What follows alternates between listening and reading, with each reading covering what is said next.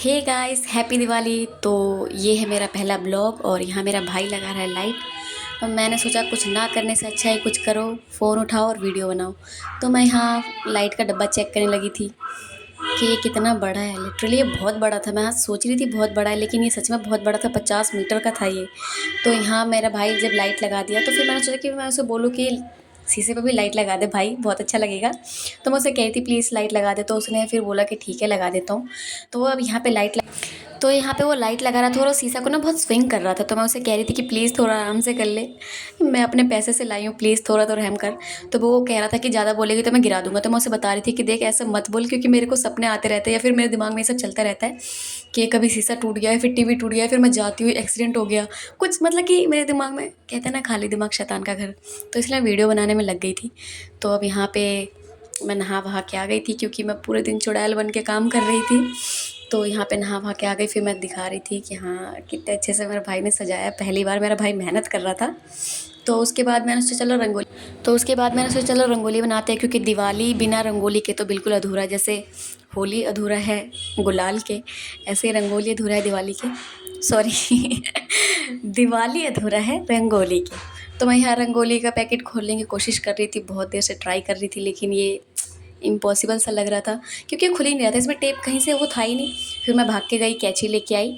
तो कैंची लेके आके मैं इसे काटी, ऐसे काटा मैंने ताकि इसे बाद में मैं इसमें डाल सकूँ दोबारा से, ताकि ये बच जाएगा तो वेस्ट ही हो जाएगा। और मेरे तो मैंने सोचा इसे मतलब कि ऐसे काटना है कि इसे फिर मैं डाल सकूँ इसमें अच्छे से, और मतलब कि नेक्स्ट टाइम के लिए मैं बचा के रख। फिर जब मैं वीडियो रिकॉर्ड कर रही थी तो यहाँ जाते हैं नीचे से बाबा जी। तो बाबा क्रॉस करते हुए जाते हैं छत पे। फिर मैं यूँ देखती हूँ कि प्लीज़ पलट के मत देखना। उसके बाद मैं डिसाइड करती हूँ कि मैं बनाऊँगी क्या। फिर मैंने सोचा छोटा सा रंगोली बनाते हैं, उसके बाद गणपति बप्पा को बनाते हैं, क्योंकि मेरे को गणपति जी बनाना अच्छा लगता है बहुत। मतलब कि पहले भी जब मैं स्कूल में छोटे क्लास में भी थी तभी मैं रंगोली जब भी बनाना होता था तो मैं बनाती थी एक बैंगन और एक गणपति जी, क्योंकि इन दोनों का शेप थोड़ा वैसा सा होता है, ऐसा सूंड उनका वैसा होता है और बैंगन का भी होता है। तो मैंने सोचा कि यही बनाते हैं। तो बहुत इजीली मैंने बना लिया था और बड़े प्यारे लग रहे थे, एकदम सिंपल सा बनाया था मैंने वैसे। उसके बाद मैं पहुंची किचन में, क्योंकि मुझे लगा रहा था दाल में तड़का, क्योंकि मम्मी पूजा की तैयारी कर रही थी। और वैसे भी दाल में तड़का लगाना है, मेरे पापा को बहुत पसंद है मेरे हाथ का दाल। वैसे भी सब्ज़ी भी अच्छा बना लेती हूँ, लेकिन दाल थोड़ा अच्छे से एक्स्ट्रा ऑर्डिनरी करके बनाती हूँ तो मेरे पापा को बहुत अच्छा लगता है। तो मेरे पापा ने बोला कि तू ही कर ले। तो फिर मैं यहाँ पे फटाफट से दाल में तड़का लगाने के लिए सब कुछ मैंने प्याज लहसुन सब कुछ डाल के मिक्स करा। फिर टमाटर डाला उसमें, क्योंकि टमाटर का टेस्ट बहुत अच्छा होता है। बस टमाटर दाल में दिखना नहीं चाहिए, बस टेस्ट आना चाहिए, वो मुझे बहुत अच्छा लगता है। फिर मैंने लगाया दाल में तड़का, बहुत टेस्टी लग रहा था दाल वैसे। बट एंड में ये हुआ था कि दाल में नमक कम था और मैं भूख के चक्कर में मैंने खा तो लिया था, बाद में एहसास हुआ था वो। फिर मैं यहाँ पे चली गई रेडी होने के लिए, और मैंने मम्मी से बोला था कि मुझे साड़ी पहनना है।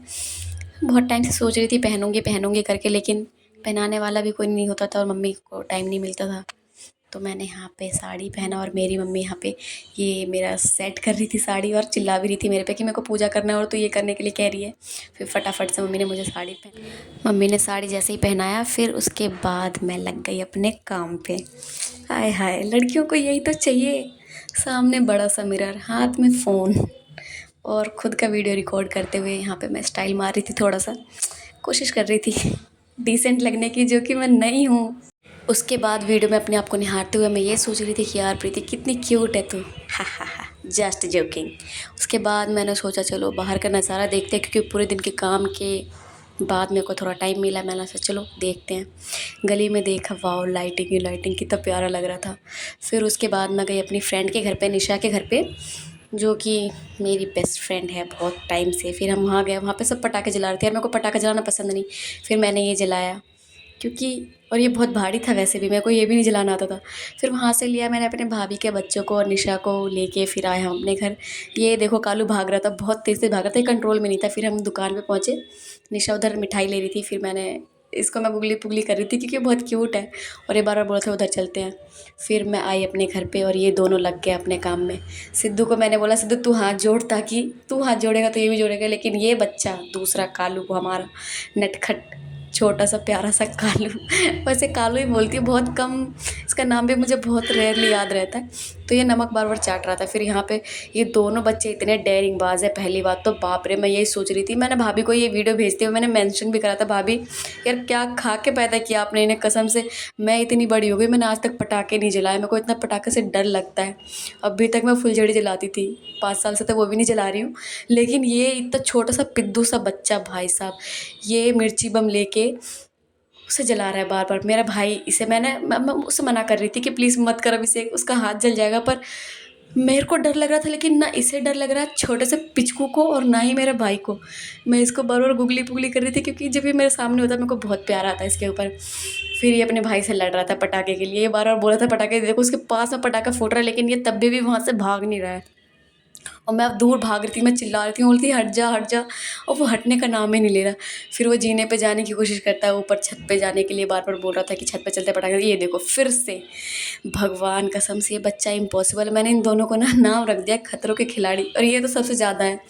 ये इतना छोटा है, लेकिन ये छत पे जब हम गए, इसने अपने भाई का हाथ जला दिया। सोचो, छोटे वाले ने बड़े वाले का हाथ जला दिया, लिटरली इमेजिन कर सकते हो, छोटा सा भाई बड़े वाले का हाथ जला रहा है। फिर यहाँ पे अभिषेक बम जला रहा था, इतनी स्पीड में भगा, लेकिन इतना प्यारा बच्चा है ना, ये रंगोली को बचाते हुए भगा, इसे पता था वो अब बहुत मारेगी।